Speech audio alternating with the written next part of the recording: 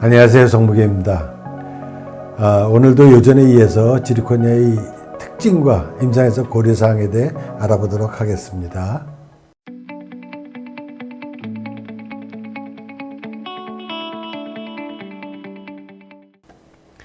그동안에 신미 수복물에 대해서 알아봤는데요. 먼저 글래세람에 대해서 알아봤고 지르코니아 1세대, 2세대에 대해서 알아봤습니다.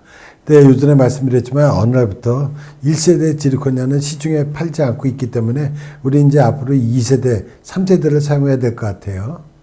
2015년경에 지르코니아를 만드는 회사들이 3세대 지르코니아, 큐빅 지르코니아를 갖다가 팔기 시작하면서 자기네들이 그 투명도가 굉장히 개선되었다고 선전을 했는데요. 우리 회사들은 되게 자기의 장점만을 얘기하죠. 근데 그거를 사용하는 치과의사로서는 얘의 장점이 있으면 단점은 뭐가 있을까? 그래서 그걸 늘 저울질하는 게 필요하다고 생각합니다. 그래서 지르코니아는 투명도가 향상된다. 그러면 이제 강도는 약화된다는 거를 우리가 이제 필연적으로 생각해야 될 것 같아요. 이거는 놀이닦기 회사에서 이제 팔기 위해서 만든 카탈로그였는데요. 종래 이제 지르코니아에서 큐빅 지르코니아 나오면서 그 투명도가 많이 개선되었다. 얘하고 얘 비교되었을 때 여기서도 보면 약간 투명도는 개선된 것 같습니다. 그런데 이런 제품이 나왔을 때 꼭 비판적인 시각은 뭐냐? 그럼 투명도는 좋다는데 강도는 과연 어떨까? 왜냐면 이제 제가 프랩을 갖다 하는 양, 리덕션의 양이 달라질 거 아닙니까? 그래서 구치부에서 이런 걸 갖다 적용을 하려면은 과연 내 프랩은 어떻게 해야 될 것인가 하는 가이드라인이 꼭 있어야 될 것 같아요. 그리고 심지어 전치부에서도 모노리식 지르코니아가 가능하다라고 얘기를 했어요. 근데 여기를 보면은 이제 지르코니아로 이제 올 지르코니아 크라운을 만든 거죠. 이걸 누구하고 비교했는가? 모노리스의 리튬 다이실리케이트, 이맥스죠. 쉽게 말하면 통 이맥스 크라운하고 비교를 한 거예요. 근데 이렇게 선전했을 때 비슷하다고 얘기는 하는데 과연 우리가 제일 처음에 의문은 뭐냐면은 모노리스 크라운이 과연 신미적인가? 이맥스를 하는 분들 중에도 통 이맥스, 그러니까 모노리스 이맥스를 하는 분들은 그렇게 또 많지 않을 것 같아요. 대개는 여기다 이제 빌드업 하기를 원하죠. 왜냐면 걔가 조금 더 이제 신미적이라고 생각하기 때문에. 그래서 기본적인 건 뭐냐. 모노리스 지르코니아뿐만 아니라 모노리스 크라운이라는 것 자체가 정말 신미적인가 하는 의심도 있고, 이걸 갖다가 그냥 통으로 만들려면 강도, 를 위한 두께는 내가 얼마나 해야 되며, 그럼 과연 프랩을 어떻게 해야 될 것인가. 그리고 우리가 이제 바이탈, 여러분들 임상에서 하다 보면요, 바이탈 치아를 나 크라운 씌워. 이런 사람은 많지 않을 것 같아요. 에스테릭을 위해서 막 멀쩡한 치아를 막 깎는다? 이게 아니고, 주로 우리가 하는 거는 만약 치아가 뭐 깨졌거나 엔도했거나 이런 치아를 씌우지 않습니까? 그럼 이제 거기가 변색 치아 또는 변색이 될 가능성이 있는 치아도 상당히 있죠. 거기도 적용할 수 있을까? 근데 기본적으로 트랜스루센시가 좋다? 그러면은 저희가 그런 재료는 변색 치아에는 적용을 할 수가 없을 것 같습니다. 그리고 꼭 알아야 될 게 뭐냐면 이 회사에서 자기는 이제 플렉스럴 스트렝스 한 600 정도 된다고 얘기를 하고 있어요. 이것이 이제 놀이닦기 제품의 특징입니다. 이 슬라이드는요, 제가 지르코니아를 제일 처음에 임상에 적용할 때 많이 사용했던 슬라이드죠. 그래서 혹시 약간 진부할 것 같은데 지르코니아의 페이스에 관한 건데 가장 기본적인 내용이니까 말씀드리도록 하겠습니다. 지르코니아는 온도에 따라서 이렇게 페이스의 변화가 있습니다. 모노클리닉 해서 온도를 더 높이면 테트라고날, 더 높이면 큐빅, 여기서 더 온도를 높이면 이제 높게 되겠죠. 그러면은 이 제품, 이 페이스마다 어떤 거를 사용할까? 이 페이스마다 전부 다 좀 특징이 있어요. 모노클리닉은 강도도 낮고 투명도도 좀 떨어지고, 그리고 테트라고날 페이스는 강도는 센데 약간 투명도 좀 떨어지고, 큐빅은 그 강도는 낮지만은 트랜스루센시가 좀 떨어진다는 거죠. 그래서 치과는 이제 교합력이 있기 때문에 상당히 힘을 많이 받는다고 생각해서 우리가 처음에는 지르코니아를 적용을 할 때 테트라고날 페이스의 지르코니아를 임상에 적용을 했습니다. 근데 지르코니아 상에서 보면요, 여기 스테빌라이저라는 게 상당히 역할을 하는 것 같고, 이 중에서도 이트리아라는 그 성분이 큰 역할을 하고 있는 것 같습니다. 그래서 우리가 일반적으로 3ITGP라는 얘기를 많이 하죠. 이때 3Y는 뭐냐? 3몰에 이트리아 스테빌라이즈드 테트라고나 지르코니아 폴리크리스탈. 그래서 우리가 일반적으로 지르코니아 할 때는 3Y TGP 이런 얘기를 많이 사용을 했었습니다. 근데 이제 15년경에 투명도를 높이기 위한 지르코니아 나왔는데 얘는 이제 테트라라 페이스가 아니고 큐빅 페이스죠. 이거 어떻게 그게 됐을까? 이트리아의 농도를 많이 높였어요. 그래서 이트리아가 3몰이 아니라 5몰 정도로 많이 높였습니다. 그러면 투명도 얘의 특징은 뭐냐? 트랜슬루센시 많이 좋아졌는데 잃는 게 있죠. 이트리아를 많이 넣으면 강도는 많이 떨어지는 것 같습니다. 저런 게 나온 이제 조그만 회사들에서 저런 걸 막 팔기 시작하니까는 그다음부터 이제 실리에 있는 회사들, 그래서 노리다케, 이거 굉장히 오래된 파우더 회사 아닙니까? 이런 데서도 2세대 지르코니아뿐만 아니라 큐빅 지르코니아를 만들기 시작했고, 3M, 이것도 저는 아마 3M이 이 지르코니아의 가장 초기의 선두 그룹이라고 생각을 해요. 거기서도 2세대뿐만 아니라 3세대 큐빅 지르코니아를 만들었습니다. 근데 여기서도 2세대에 비해서 3세대가 더 투명도가 좋다라고 얘기를 하는데 강도를 보면은 얘는 1100메가파스칼 그리고 한 800메가파스칼이라고 얘기하고 있어요. 여러분들 아까 말씀드렸지만은 노리다케는 한 600메가파스칼 정도 되고 있습니다. 그러면은 노리다케 회사 제품은 좀 그 질이 떨어지고 그 3M가 좋은 건가? 꼭 그렇게 양분해서 생각할 수는 없을 것 같아요. 얘가 강도가 좋다? 그렇다 하면 혹시 얘는 좀 투명도가 떨어지지 않을까 하는 생각을 할 수 있어요. 그래서 일반적으로 한 600에서 800이라고 저희가 큐빅이라고 생각하는데 문제는 뭐냐면 국산 지르코니아 만드는 분들이 많지 않습니까? 그분들이 어떻게 실험을 하는지 모르겠습니다. 근데 그분들은 되게 얘기를 그렇게 하죠. 우리 건 투명도가 엄청 좋습니다. 그러면서 강도도 한 800메가파스칼 정도 된다고 거의 국산하는 분들은 말씀을 하는 것 같아요. 근데 과연 그걸 갖다 믿을 수 있을까?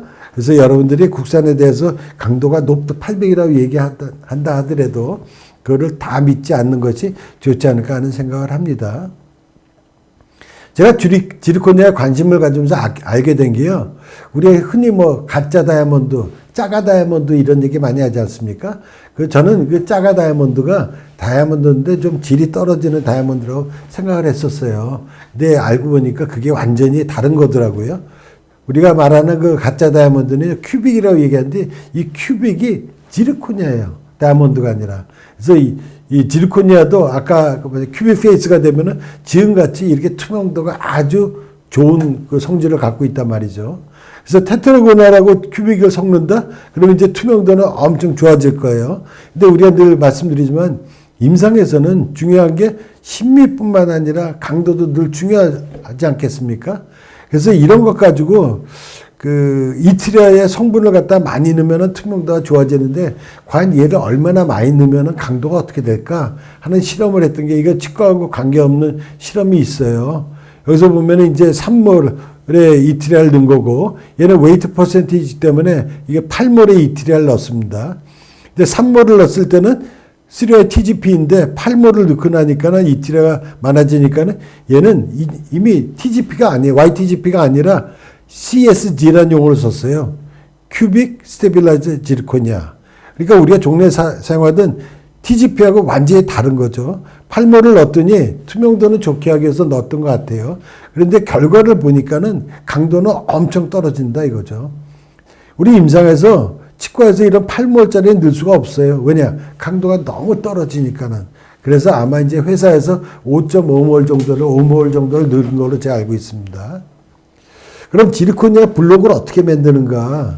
노리다케나 3M 같이 큰 회사들은 자기네가 파우더부터 블록까지 그 모든 과정을 자기네가 다 만드는데 우리나라 이제 블록 만드는 회사들이 많지 않습니까? 그분들이 이 파우더를 다 이렇게 처음부터 할 능력이 없어요. 그래서 대개 파우더를 갖다가 어느 회사에서 공고를 받는데 그 대표적인 게 일본의 그 토사라는 회사입니다. 이 회사에서는 아주 다양한 그 종류의 파우더를 갖고 있고 이 파우더를 그냥 수출하는 거예요. 그리고 그 파우더를 갖고 와서 이제 자기네들이 알아서 뭐 이렇게 섞어가지고 뭐 나름대로의 어떤 블록을 만들어서 팔고 있는 거죠. 근데 이 토소라는 회사에서 이제 판 제품이 2세대 트랜스루센트 지르코니아, 큐빅 지르코니아가 있는데 얘는 이제 3Y TGP죠. 얘는 5.5몰의 그 큐빅 지리코니아예요. 이름은 이제 지펙스라는 거에 있었고, 좀 더 이렇게 트랜스루선시가 좋아진 거, 이건 지펙스 스마일이라는 이름을 팔았는데, 투명도는 좀 개선됐어요. 근데 제일 중요한 것 중에 하나 뭐냐? 강도는 많이 떨어졌죠. 그래서 이게 600메가파스칼 정도로 강도는 많이 떨어졌습니다. 아까 노리닷개가 한 600메가파스칼이라는데 아마도 그 노리닷개 일본 회사 아닙니까? 그래서 토수하고 긴밀한 관계에 있는 회사이기 때문에 거기서는 투명도를 중요시하면서 강도는 좀 떨어지지 않았나 하는 생각을 하고 있어요. 우리가 그 지리코니아에 관계돼서 타프니스 프랙처와 관계돼서 우리가 그 페이스 트랜스포메이션이라는 용어를 옛날에 썼습니다. 지리코니아가 왜 강할까? 일종의 이건 이제 충격이 오게 되면은 외부에서 충격이 온다. 그래서 조금만 충격이 생기면요, 이게 이제 쫙 크랙이 생기면서 그걸 타고 들어가면서 깨진단 말이에요. 대개 이제 글래스나 이런 것들 모든 게 다 이게 비슷한 성질이 있습니다. 근데 크랙이 딱 들어왔을 때 테트라거나 페이스의 특징이 뭐냐? 이렇게 충격을 받는다? 그러면 이 테트라거나 페이스였던 것이 모노클리닉 페이스로 바뀐대요.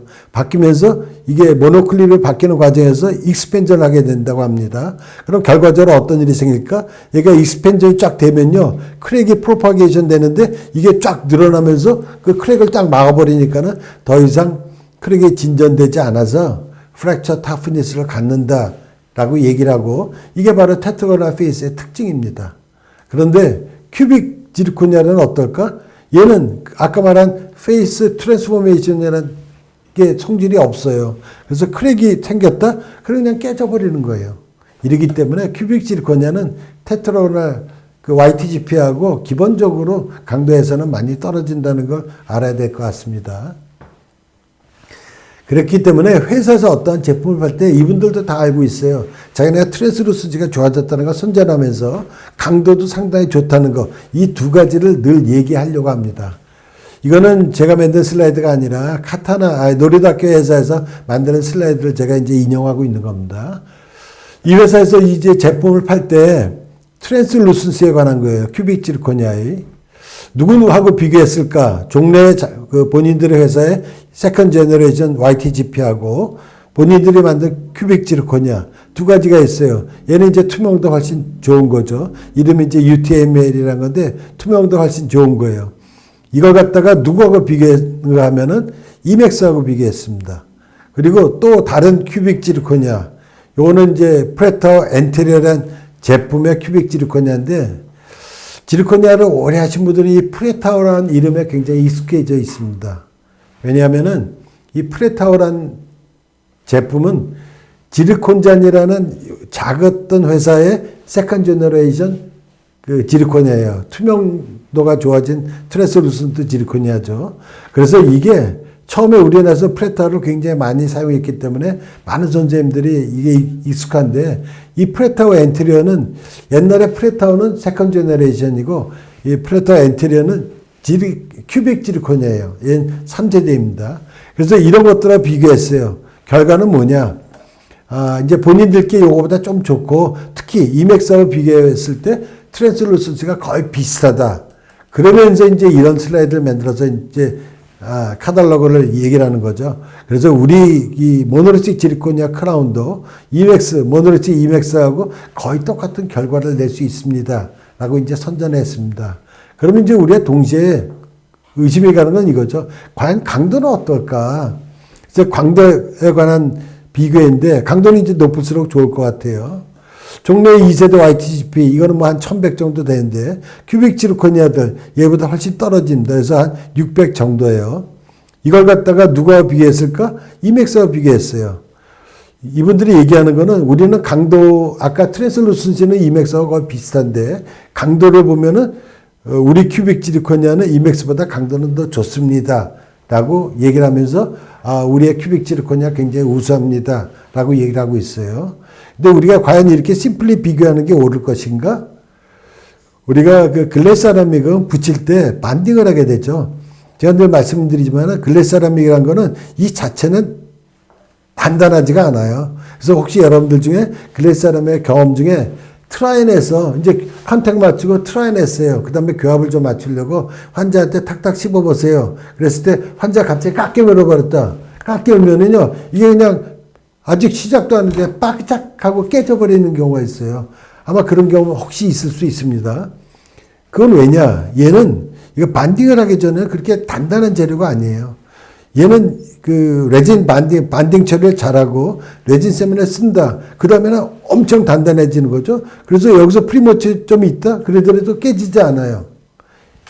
글래스 세라믹은 우리가 반딩이라는 과정을 거치기 때문에 그 후의 강도를 얘기하는 게 공평할 것 같은데 그냥 심플리 이거하고 비교했다? 그거는 별로 좋은 연구는 아니겠죠. 그래서 여기에 빠진 건 뭐냐? 반딩한 다음에 결과가 없기 때문에 저는 반딩을 하거나 훨씬 더 이것도 세질 거라고 생각을 해요. 그래서 이제 얘네들의 단점은 뭐냐? 옛날에 이제 루팅을 한다고 해서 단점이었다고 저희가 얘기를 했었는데 어느 날부터 이제 이런 얘기를 많이 하죠. 나는 이제 지르코니아 크라운도 MDP를 이용한 반딩을 하는데 라고 이제 주장을 하면서 얘도 반딩을 하기 때문에 굉장히 세집니다. 라고 말씀하시는 분들이 요새 이제 많이 생기실 것 같아요. 근데 저는 이제 지르코니아를 제일 처음 할 때부터 이제 반딩을 적용을 해서 저는 지르코니아도 반딩을 했었습니다. 근데 이것들을 비교해 보면요. 역시 차이는 있는 것 같아요. 제가 임상에서 어떻게 할 수 있는가. 글래스 세라믹을 제거할 때 이건 물론 제가 했던 수복물이에요. 오래돼가지고 이거 갖다 떼내고 다시 하려고 그러는데 11년 됐습니다. 그럼 엄청 오래 사용한 거예요. 우리가 이제 통법위에서 지르코니아를 갖다가, 글래스 세라믹을 시멘테이션 한 걸 나중에 떼내는데, 일반적으로 우리가 수복물 뗄 때 이 정도 이렇게 쫙 홈을 주고, 물론 링과까지도 좀 연결할 것 같아요. 그 다음에 기구 넣어서 저걸 딱 돌린다. 그럼 대개는 다 떨어집니다. 그렇지만 글래스 세라믹은 이렇게 해서 떨어지는 애들이 거의 없죠. 글래스 세라믹은 기본적으로 저희가 뗄 때 홈을 어떻게 내는가. 이것뿐만 아니라 다 이렇게 홈을 내요. 그러면 이렇게 홈을 냈었을 때 한 방에 딱 떨어지는가? 제가 이렇게 홈을 냈죠. 그래서 이걸 중간에 넣어서 띡 힘을 줬어요. 그럼 위아래가 같이 떨어지는가? 아니죠. 되게 그냥 하나만 또 여기 보면 하나만 똑 떨어져 나갔어요. 그래서 또 이제 여기다 힘 줘서 이것도 떨어뜨리고 이걸 갖다가 이렇게 십자를 줬다 하더라도 한 방에 이렇게 빵 떨어지는가? 그런 일 거의 없습니다. 다시 말해서 우리가 여기서 알 수 있는 거는 글래스 세라믹은 반딩이 잘 되면요. 엄청 단단히 붙어요. 혹시 여러분들 중에 나 이렇게도 떨어지던데 그건 아주 반딩이 후졌던 거죠. 반딩 처리가 잘 안 된 것들은 이렇게 해서 빠질 수 있는데 글래스 세라믹은 10년이 지나더라도 이렇게 한 방에 쉽게 떨어져요. 여러분들 보시면 알 수 있지 않습니까? 여기서 힘을 줬는데도 한 방에 안 떨어지고 이렇게 그냥 힘 준 거 그냥 따로 조금씩 떨어진다는 거 우리가 쉽게 알 수 있죠. 반면에 지르코니아 어떨까? 이것도 역시 제가 했던 수복물을 제거한 건데요. 2009년도에 제가 이제 3D 브릿지에 지르코니아 브릿지를 수복을 했어요. 1세대 지르코니아를 적용을 했습니다. 근데 이때 제가 어떻게 붙였는가? 그립 블라스팅, 샌드 블라스팅 친 거죠. 그 다음에 이제 내면을 갖다 스팀 클리닝으로 닦고 지르코니아 프라이머, MDP 사용하고 유니셈, 셀프 어데시브 레지스트면을 사용을 했습니다. 이 정도 했으면요. 이 시제에도 제일 그 지르코니아에서는 그 반딩을 충분히 고려한 시멘테이션이라고 생각을 해요. 근데 이분이 이제 그로부터 9년, 약 10년이 지난 다음에 젓가락을 씹어서 깨졌어요. 하고 내보냈습니다. 그래서 저희가 이걸 이제 뗄 기회가 있었어요. 근데 지르코니아는요, 여기서 이제 이 정도로 쫙 하고, 물론 링과르도 좀 연결했어요. 아까 그 기구 집어넣고 한번 힙 딱 주면요, 톡 떨어져 나지 않습니까? 여러분들도 상당히 뭐 이런 경험 많이 있을 거예요. 근데 저희 경험에 의하면요, 이 유니셈이 아니라 그냥 레진 세면을 썼을 때는 이거보다 조금 덜 떨어지는 것 같아요. 아마 그 레진 세면이 좀 더 강도가 있기 때문에 셀프 어데시브 레진 썼을 때보다는 레진 세면은 조금 더 잘 안 떨어집니다. 그렇지만은 아까 같이 글래스 세라믹 같이 심각하게 이걸 뭐 다 자르고 해야 돼? 그 정도는 아니었던 것 같아요. 그래서 임상에서 보면은 저희 경험을 해봤을 때 저도 처음부터 MDP를 이용한 반딩을 했는데 제가 수복물을 떼면서 보니까는 이 반딩은 글래스 세라믹보다 약한 것 같아요. 그래서 회사들이 미케니컬 프로퍼티를 갖다 이맥스하고 비교하는 거는 이거는 좀 더 많은 연구, 반딩을 다 한 다음에 서로 비교해 보는 것이 좋지 않을까 하는 생각을 하고 있습니다. 회사들이 이제 자기네들이 투명도가 좋은 수복물을 만들었는데 이걸 갖다가 그 선생님들이 임상에 적용했다가 깨지면 안 되지 않습니까? 그래서 회사 나름대로 이제 가이드라인을 자꾸 제시를 하고 있어요. 이거는 제가 만든 슬라이드가 아니라 이거는 3M SP의 권장사항입니다. 2세대 지르코니아를 위한 두께 0.5mm라고 이분들이 얘기를 하고 있어요.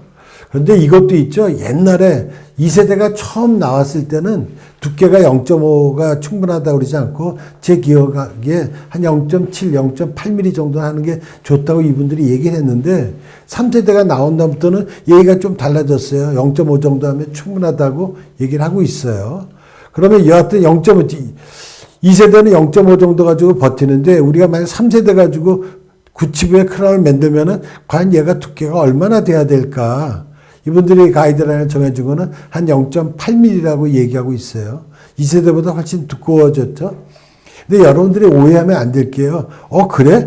0.8이야? 0.5야? 그럼 내가 이 정도, 프랩할 때 이 정도만 하면 되겠네? 라고 생각하고, 혹시, 나 2세대 지르코니아는 0.5mm만 깎으면 되겠네? 라고 생각하는데, 그건 절대 아닌 거죠.